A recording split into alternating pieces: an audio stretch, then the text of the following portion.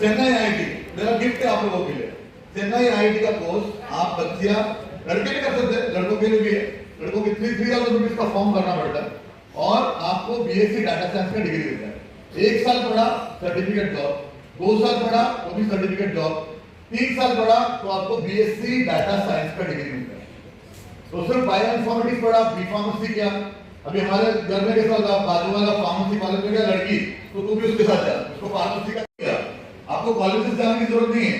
Institute of eminence आपको ऐसा बहुत सारा डिग्री दे रहा जिसको आप घर बैठ के हासिल कर सकते हैं और अच्छा पैकेज में जॉब भी मिला, कई लोगों को मिला। अच्छा खासियत क्या है वर्क फ्रॉम होम का? आप 1 साल पढ़ो तो भी आपका जॉब है वर्क फ्रॉम होम, आप 2 साल पढ़ो तो भी जॉब है, 3 साल पढ़ो तो भी आपका जॉब है। डाटा साइंस बहुत मोहतरम मेहमान ख़ुसूसी साबिक़ मेंबर ऑफ पार्लियामेंट जनाब इम्तियाज़ साहब, काबिल फ़ख्र मोटिवेशनल स्पीकर जनाब अनीस कुटी साहब, मौजूद असातिज़ा, हाज़िरीन महफ़िल, तलबा व तालिबात, अस्सलामु अलैकुम व रहमतुल्लाहि व बरकातुहू। आज सर यौम तासीस के मौके पर मैं आपके सामने सदारती खुतबा पेश करने के लिए अपनी सादतमंदी महसूस करती हूँ। ये महफिल ना सिर्फ कामयाब तलबा व तालिबात के एजाज़ का दिन है, हमारे इदारे की तालीमी तरक्की और तलबा व तालिबात की मेहनत का एतराफ़ का दिन है। लेकिन चूँकि ऑलरेडी वक्त काफ़ी हो तो आपका हो चुका है, मैं ज़्यादा तफसील में ना जाते हुए आपको शॉर्ट में ही बोल पाऊँगी। वो आज जिन तलबा और तालिबात ने नुमाया कामयाबी हासिल की है, मैं इन सबको दिल की गहराइयों से मुबारकबाद पेश करती हूँ। वो चिराग जो कल हमारे समाज और मुल्क की रोशनी अदा करेंगे। नहीं है अभी? हाँ थोड़ा सा बस ठीक। जो कल हमारे आज जो चिराग है जो कल हमारे समाज और मुल्क की रोशनी अदा करेंगे। मेरी दुआ है कि आप अपनी मेहनत, खुलूस और ईमानदारी के साथ तालीम की नई मंजिलें तय करते रहें। इस मौके पर मैं अपने कॉलेज के वाली सदर प्रोफेसर मोहम्मद तिलावत अली साहब को भी खिराज अक़ीदत पेश करती हूँ। उन्होंने अपनी ज़िंदगी का मकसद सिर्फ तालीम को फ़र्ज देना बनाया था और उसके लिए अपनी ज़िंदगी वक़्फ कर दी। तलबा की रहनुमाई और इदारे की तरक्की और तामीर इनकी खिदमत सुनहरी रूप में लिखा जाएगा। हम सब इनकी इल्मी तालीमी विरासत के अमीन हैं। अल्लाह ताला इनकी मग़फ़िरत फरमाए और इनकी दर्जात बुलंद फरमाए, आमीन या रब्बुल आलमीन। मैं अपने मेहमान ख़ुसूसी जनाब इम्तियाज़ अली साहब और जनाब अनीस कुटी साहब का दिल की गहराई से शुक्रिया अदा करती हूँ कि उन्होंने अपने मसरूफियत के बावजूद हमारी महफिल को रौनक बख्श दी और तलबा के हौसला अफजाई का पैगाम दिया और आपकी मौजूदगी महफिल की शान और विक़ार में इजाफा हुआ। आइए हम सब अहद करते हैं कि समाज को जहालियत की तारीकी से निकालने के लिए अपनी तमाम सलाहियतों का सही इस्तेमाल करेंगे ताकि हर घर में इल्म की रोशनी और फ़िक्र व नज़र को हकीकी रोशनी हासिल कर हो सके। हम तालीम की राह से इनकलाब लाने के लिए हर वक्त कोशिश हैं ताकि हमारी कौम को का हर फर्द तालीम से महरूम ना रह सके और हम तालीमी तरबियत का हम अदा कर सकें। अल्लाह ताला हम सबको अमल करने की तौफीक अता करे। ये और बात है कि आंधी हमारे बस में नहीं, मगर वो चिराग जलाना तो इख्तियार में है। मैं अपने वालिद का एक जो हमेशा ही सुनाता और हमेशा सुनाते रहूँगा जब तक आप लोगों में तहरीक ना जाता है, एक मोटिवेशनल स्पीच के तौर पे कि आप लोगों को सिंध याफ्ता या डिग्री याफ्ता नहीं बनना है, बल्कि आपको हुनर याफ्ता बनना है। आगे की जो दौर आने वाला है उसके लिए तैयार होना है। जैसा कि मेरा ऑब्जर्वेशन अभी था, बहुत सारी चीज़ें से सच में मुझे भी नहीं मालूम, लेकिन अगर आपका डायरेक्शन हो जैसा हो जाए कि भाई आप दुनिया और आखिरत के मालूमात लेने में सोशल मीडिया का इस्तेमाल करती हैं या करता है, तो दोनों को दुनिया में भी कामयाबी है, आखिरत में भी कामयाबी। लेकिन मुझे ये अफसोस के साथ देखना पड़ रहा है कि बच्चे, खासकर लड़कों का रुझान नहीं है, जबकि उनको सबसे पहले आगे आना। बच्चियों का भी यही है कि आगे भी इन फ्यूचर मैंने जैसे कि लास्ट टाइम में आपको बताया था कि मैं मोटिवेशनल स्पीचेस रखूँगा, कैरियर गाइडलाइंस आप प्रोफेसर मोहम्मद तिलावत अली एकेडमिक एक्सीलेंस अवार्ड। ये सिर्फ प्रोफेसर मोहम्मद तिलावत अली सर इस कॉलेज के बानी हैं इसीलिए नहीं रखा गया, बल्कि वो एक बेहतरीन मिसाली मौलिम थे, हमेशा अपने तलबा को आगे बढ़ाने की जद्दोजहद में लगे रहते थे, कोशिश में लगे रहते थे, इसीलिए एजाज़ उनके नाम से मौसूम किया गया है। मेरी फहरिस्त में 18 मेरिटोरियस स्टूडेंट्स हैं इस कॉलेज के, जिनके नाम मैं फ़ौरन लूँगा। सबसे पहले मैं दावत देता हूँ अरहान उल्लाह खान, इकराम उल्लाह खान को, लेकिन इससे पहले मैं आपको एक बात बताना चाहता हूँ। वो खड़े ही रहेंगे क्योंकि उनसे ही मुताल्लिक़ बात है। लोग पूछते हैं कि सर सैयद कॉलेज ने क्या किया। हमें ये बताने में फ़ख्र है कि हमने 2 नस्लों को तालीम दी। मुख्तसरन बता दूं, एक लड़की सन 2000 में जूनियर कॉलेज में एडमिशन लेती है रहमानिया कॉलोनी किराड़पुरे से आकर, 12वीं इम्तियाजी नंबरात से कामयाब होती है, बीए में सर सैयद कॉलेज में एडमिशन लेती है, बीए टॉप करती है और 24 जुलाई का लोकमत 2003 का उसमें उसकी फ़ोटो आती है कि इस लड़की ने सर सैयद कॉलेज से टॉप किया है। वही लड़की उसके बाद एमए करती है, बीएड करती है, अब पीएचडी खत्मुल करीब है और शोबे दर्स व तदरीस से वाबस्ता है। उसी लड़की के होनहार फर्जंद अरहान उल्लाह खान है। ये वो दूसरी जनरेशन है जो काम सर सैयद कॉलेज ने किया है। सोने पर सुहागा, इनके वालिद भी सर सैयद कॉलेज से बीकॉम की डिग्री हासिल कर चुके हैं। मैं अली जनाब इम्तियाज जलील साहब से दस्तबस्ता होकर दरख्वास्त करता हूँ कि उनका ट्रॉफी देकर, खूबसूरत सी ट्रॉफी देकर इस्तेमाल करें। ज़रूर उनसे ज़्यादा वहीं से हमारे होनहार ने भी इनाम हासिल करें। क्या पढ़ना चाह रहा था? इन्होंने 12th साइंस बोर्ड में 90.67% हासिल करके पोजीशन हासिल की। साहब के हाथों इनाम से नवाजा जा रहा है। तस्वीर क्या पढ़ना चाह रहा?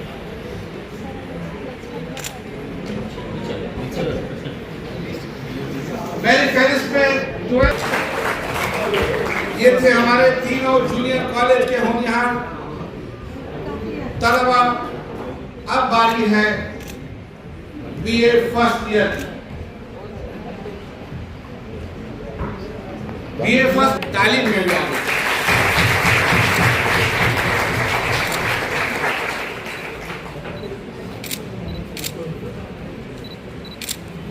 आपके नाम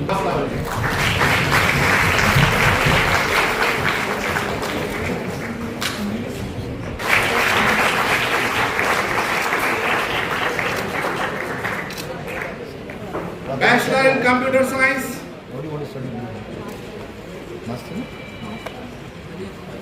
ये जो महाराष्ट्र इलेक्ट्रिसिटी बोर्ड के लिए भी लोगों को सेलेक्ट करता है।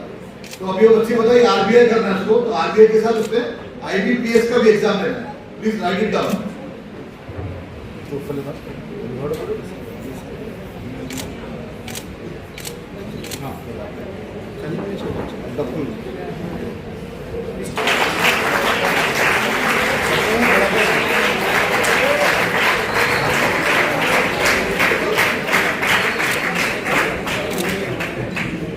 इस बार उस अवार्ड से नवाजे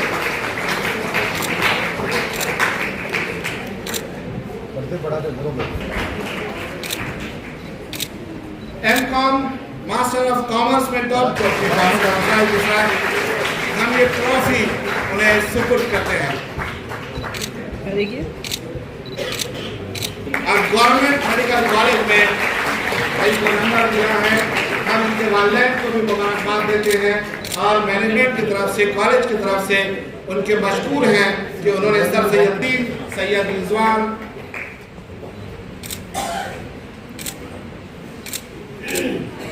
इसके बाद एक और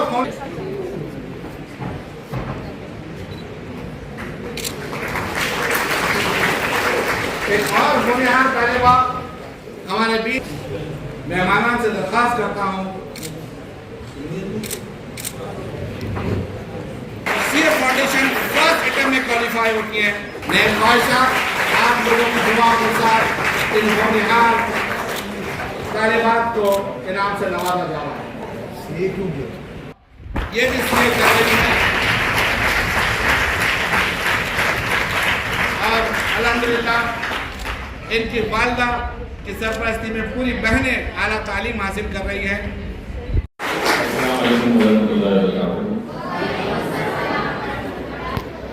The chairperson of Weber Education Cultural Welfare Society, Dr. Shamama Parveen, respected principal Dr.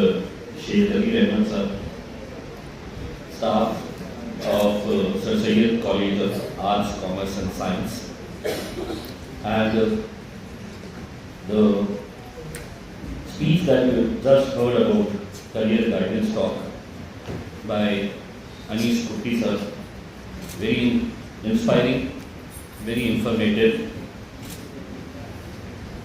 I'm meeting him for the first time. I've heard a lot about him. A person in kurta, pajama, topi, dai.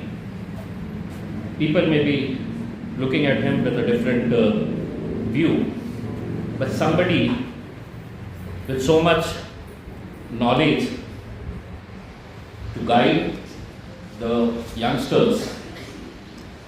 कुट्टी साहब आप बार बार बोल रहे थे, ऐसा पहली बार हुआ, मैंने ऐसा पहली बार देखा। Friends, one clarification before I start speaking. This program was to start at 10:30. I was to come at 10:30 because the program was 10:30. But when I was approached by the principal and the staff of Sir Syed College, I was told Mr. Kutti will be coming and he will be delivering a lecture on career guidance. And maybe you can come after his lecture. But I had planned that way only. So I am not late for the program. Let's be very clear.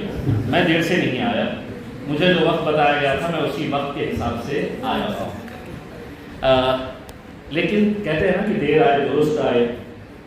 कुट्टी साहब का lecture सुनने के बाद, उनका guidance लेने के बाद मुझे ऐसा लगता है कि हम बार बार कुट्टी साहब को यहाँ पर बुलाएं और हमारे यंगस्टर्स को गाइडेंस करने के लिए आगे चल के क्या करने का है। मुझे सबसे ज़्यादा खुशी इस बात की हुई, शमामा परवीन मैडम ने जब बताया है कि 70% of the students in sir Syed college are girls. This is a very very good news for the community.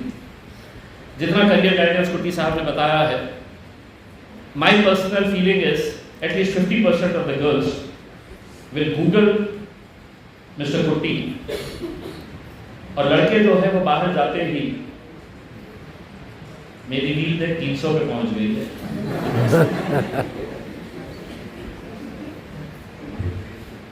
Let me be very honest, let me be very candid. The real stars of our society are not the politicians. The real stars of our society are not IAS, IPS officers. The real stars of our society, and especially of our community, are those people who are running education institutions. And for this, I congratulate Shamama Madam, the principal, Kabir sir. एक school चलाना, एक college चलाना मामूली बात नहीं है, बहुत दिक्कतों का सामना करना पड़ता है।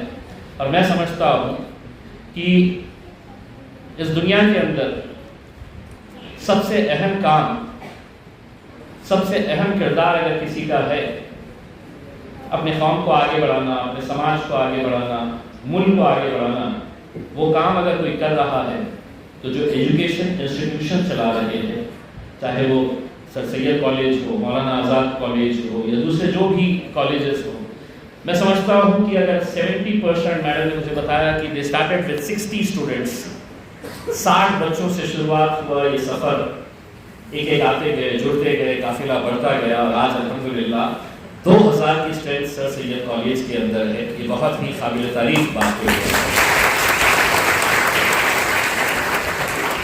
मैं खुद ये मानकर चलता हूँ कि अगर डॉक्टर रफीक ज़करिया ने यहाँ पर मौलाना आज़ाद कॉलेज का लेडीज सेक्शन अगर नहीं खोले होते तो शायद हमारी बच्चियाँ इतनी तालीम हासिल नहीं कर पाती।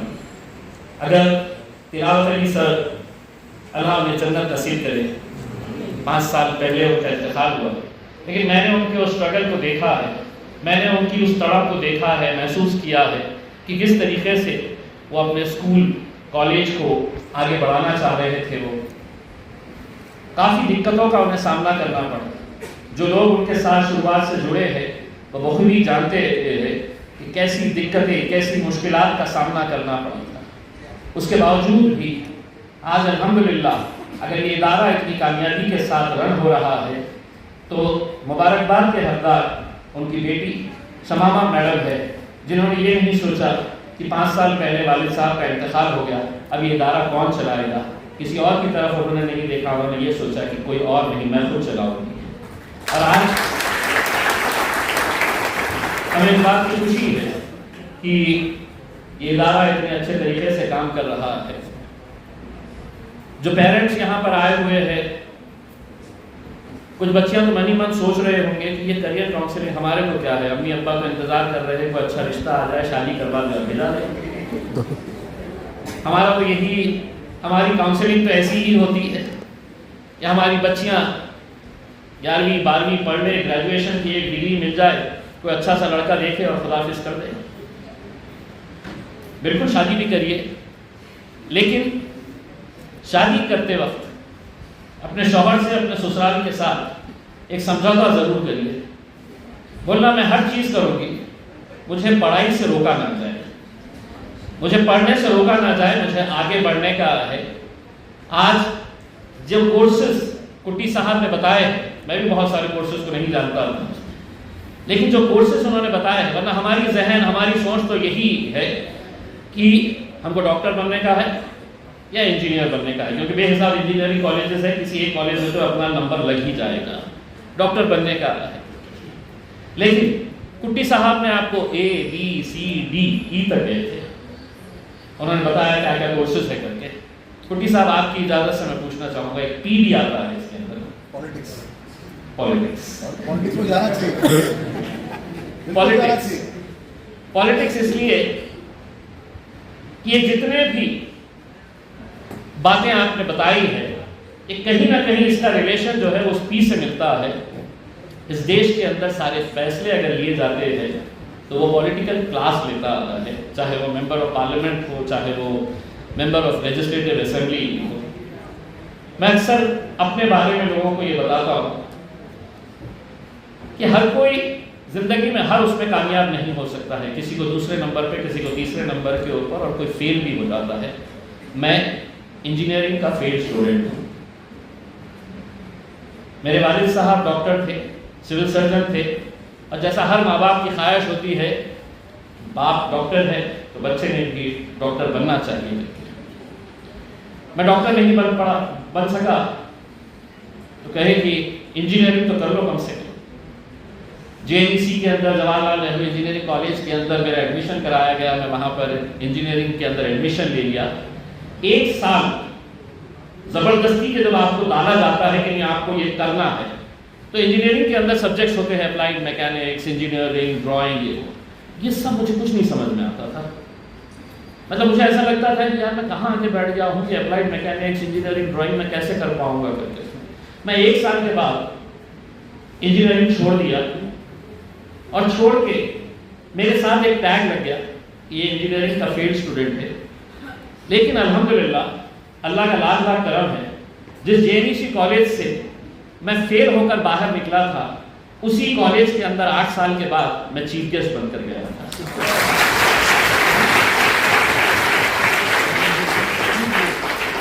वहाँ के प्रिंसिपल ने मेरा तारुफ कराया। हमें खुशी है कि रियाज जलील आप हमारे बीच में आए हैं, ये हमारे ही कॉलेज के स्टूडेंट हैं। मैं झूठ बोल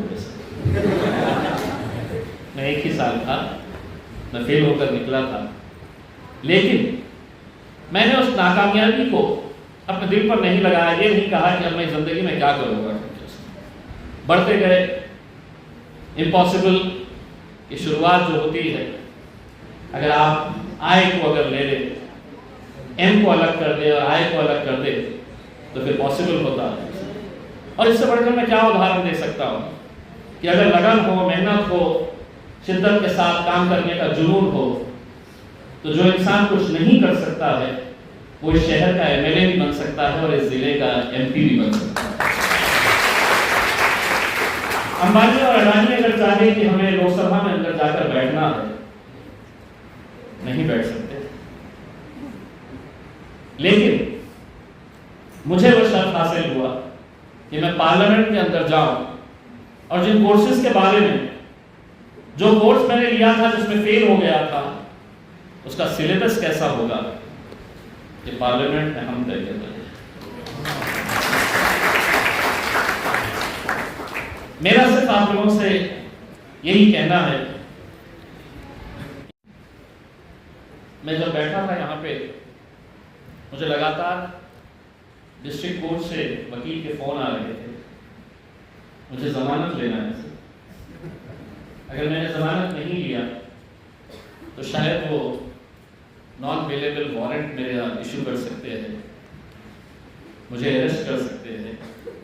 और ये क्यों कि मैंने ना कहीं चोरी करी है, ना कहीं डाका डाला है, ना किसी की साथ धोखाधड़ी की है। ये सिर्फ इसलिए कि मैं सच बोल रहा था और सच उन्हें सुनने की आदत नहीं रही। इसलिए प्रोफेशन चाहे आप कोई भी ले लें, अगर आप अच्छे इंसान बनकर अगर नहीं रहे, मैं खास तौर से नौजवानों को ये बात कहना चाहता हूँ और मैं ये अक्सर ये बात कहता हूँ, मैं अल्लाह को हाजिर नाजिर जान कर ये बात कहता हूँ कि दुनिया में मेरे लिए सबसे अजीज कोई थे तो मेरी वालदा थी, मेरी माँ थी। 2 इलेक्शन जब मैं लड़ा, जिस शिद्दत के साथ वो मेरे लिए दुआएं करती थी, मैं 2 इलेक्शन हारा, मेरी माँ इस दुनिया में नहीं थी।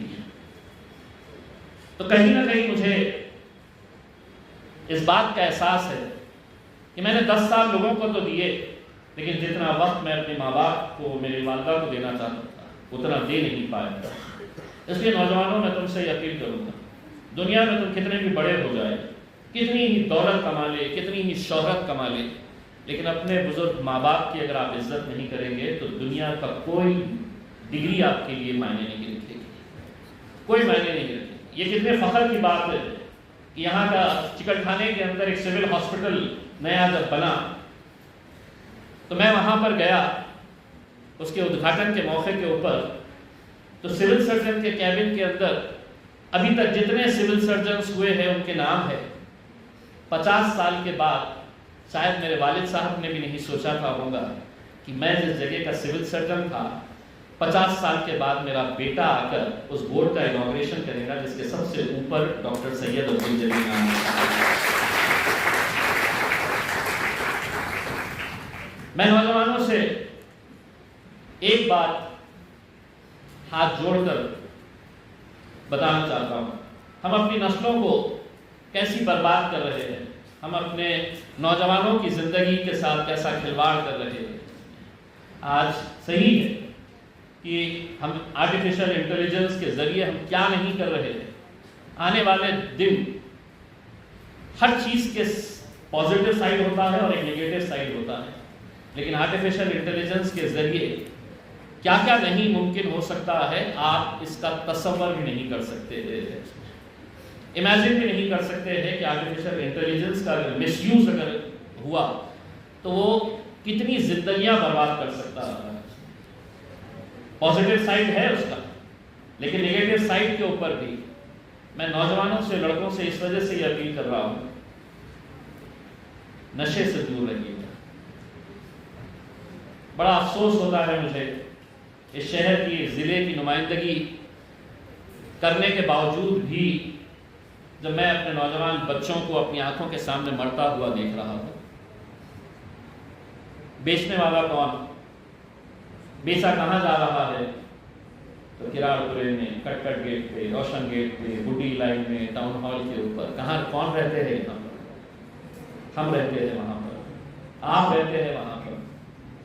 अगर इस नशे से अगर हम दूर नहीं होंगे तो हम अपनी आंखों के सामने और ये मत समझना कि मेरे घर में इसका फर्क नहीं पड़ने वाला है, मेरा बच्चा तो बड़ा सीधा साधा है।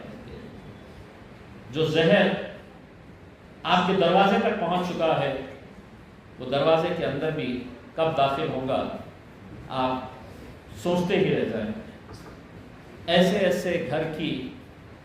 ऐसे घर की बच्चियां आज रिहैबिलिटेशन सेंटर के अंदर, कि अगर मैं खुद अगर वहां जाकर नहीं देखता तो शायद मुझे भी नहीं यकीन हो सकता था कि माँ बाप के पास हर चीज है,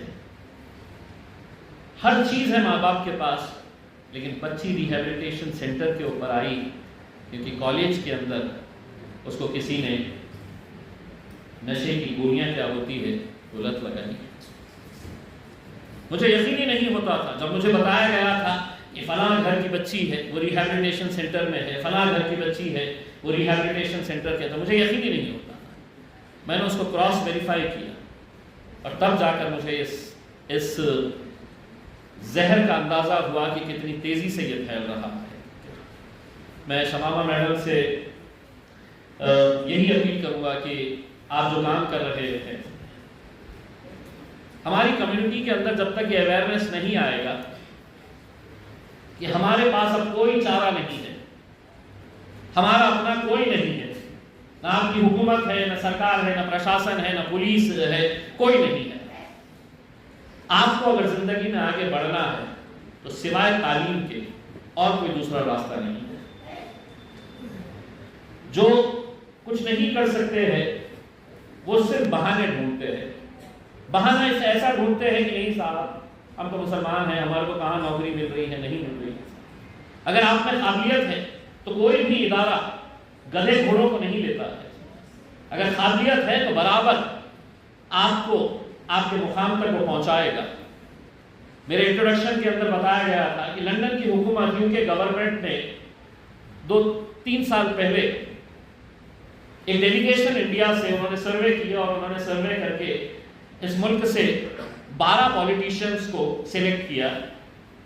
उन 12 पॉलिटिशियंस में महाराष्ट्र से एक इम्तियाज जलील था, जिसको यूके गवर्नमेंट ने सिलेक्ट किया और उन्होंने उसका सब्जेक्ट दिया था कि future leaders of the country, young politicians. अब आप सोचिए, कुटी साहब मैं इतना खुश हुआ जब मुझे पता चला कि महाराष्ट्र से इकलौता एक यूके गवर्नमेंट के सर्वे के अंदर आता है young politicians, future leaders of the country. मैं खुशी खुशी जाकर घर पे जब बताया तो मेरे बच्चे ने सुन तो लिया, लेकिन वो मुझे गौर से देखने लगा। मैं बोला क्या हुआ? तो बोले वो आपको यंग कैसा बोल रहे हैं? मैं वही कह रहा था, क्वेश्चनिंग करो, बच्चों से वही बात करें, क्वेश्चन पूछो। तो यंग कैसा बोल रहे हैं आपको? लेकिन अल्हम्दुलिल्लाह मुझे भी वहाँ पे जाने का मौका मिला, मैं वहाँ पर गया। बस आप लोगों से इतनी इल्तिजा है, कोई भी चीज़ नामुमकिन नहीं है। अगर दिल पे ले ले, अगर ये ठान ले कि मुझे ये करना है, तो क्या नहीं हो सकता है। और बहुत ज़्यादा बहुत दूर जाने की ज़रूरत नहीं है। जिस शख्स को आप अपनी आंखों के सामने देख रहे हैं, 24 साल पत्रकारिता करने के बाद, जर्नलिज्म करने के बाद एक शख्स शहर में आता है और कहता है कि मैं एमएलए बनना चाहता हूँ, लोग हंसना शुरू कर देते हैं, पागल हो गया है। लेकिन क्यों ना हम कोशिश करें, वही जज्बे के साथ मैदान में उतरे तो अल्हम्दुलिल्लाह एमएलए बन गए। फिर 5 साल के बाद जब बोले नहीं अब एमएलए नहीं एमपी बनना है, तो लोग फिर हंसना शुरू कर डाले, पहले अब जरा ज्यादा हो जा रहा, एमएलए बना दिए तो बोल रहे एमपी भी बनते हैं। लेकिन हमने कहा कि दो ही चीजें हैं, अगर लड़ेंगे तो ये समझ में आएगा कि हम कहाँ खड़े हैं, लड़े तो जीते। और अल्हम्दुलिल्लाह पूरे महाराष्ट्र से इकलौता एक मुस्लिम एमपी आपकी नुमाइंदगी करने के लिए दिल्ली के ऐवान में जाकर बैठा। अगर मैं भी यही सोचता, जैसा मुझे भी ये बताया जाता था, नहीं साहब मामूली बात थोड़ी है एमपी बनना, कितने सारे वोटर्स होते हैं, कितने गांव है, कितने पोलिंग बूथ होते हैं, जात धर्म मजहब ये सब मुद्दे होते हैं, पैसा लगता है कहाँ। जब ये बातें करते थे तो मैं उनको जवाब से यही देता था मैं कोशिश करूंगा। कोशिश करने वालों की कभी, कोशिश करने वालों की कभी। कब से बैठे हैं? सुबह से? नहीं, जैसे नाश्ता तो हुआ होगा ना? नाश्ता हुआ है, लंच के लिए जाना है, इसलिए आवाज इतनी कम निकल रही है। जाते जाते सिर्फ जोर से आपको सुनना चाहता हूँ, कोशिश करने वालों की कभी जाइए। और मुझे खुशी होगी कि हमारी बच्चियाँ जिन्होंने हाथ उठाए थे कि मुझे IAS बनना है, मुझे IPS बनना है, मैं MPSC UPSC पास करूँगी, मुझे खुशी होगी जब वो बच्ची अपने वालिदैन के साथ मेरे पास आएंगी और कहेगी कि आपके हम लेक्चर सुने थे, कुट्टी साहब जब आए थे उन्होंने हमको गाइडेंस किए थे और उस गाइडेंस को हमने फॉलो करते हुए आज मैं इस मुकाम के ऊपर पहुंच चुकी हूँ। Nothing is impossible in this world, friends. Just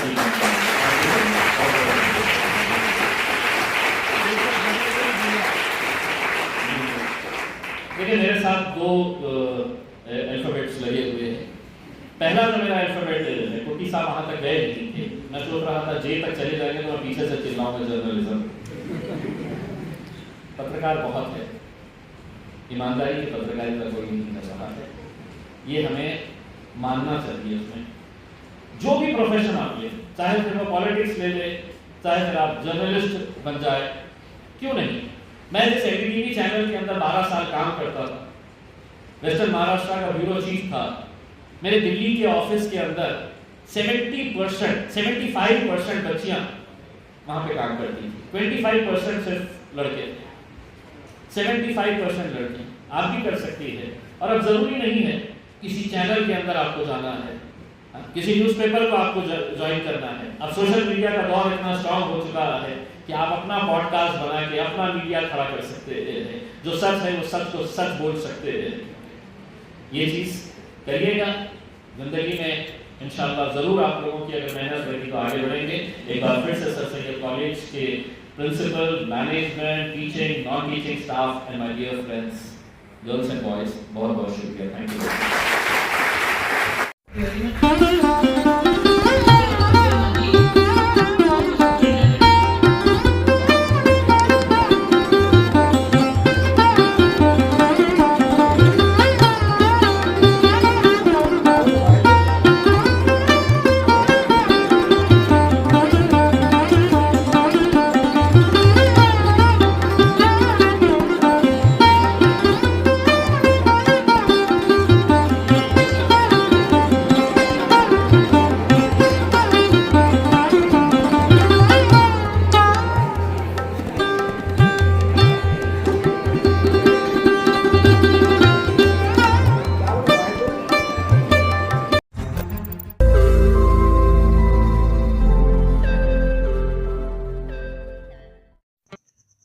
रोज़ नई खबरों को देखने के लिए हमारे औरंगाबाद समाचार चैनल को सब्सक्राइब कीजिए और नोटिफिकेशन पाने के लिए हमारे बेल आइकन को दबाइए ताकि हर खबर की नोटिफिकेशन आपको मिलती रहे।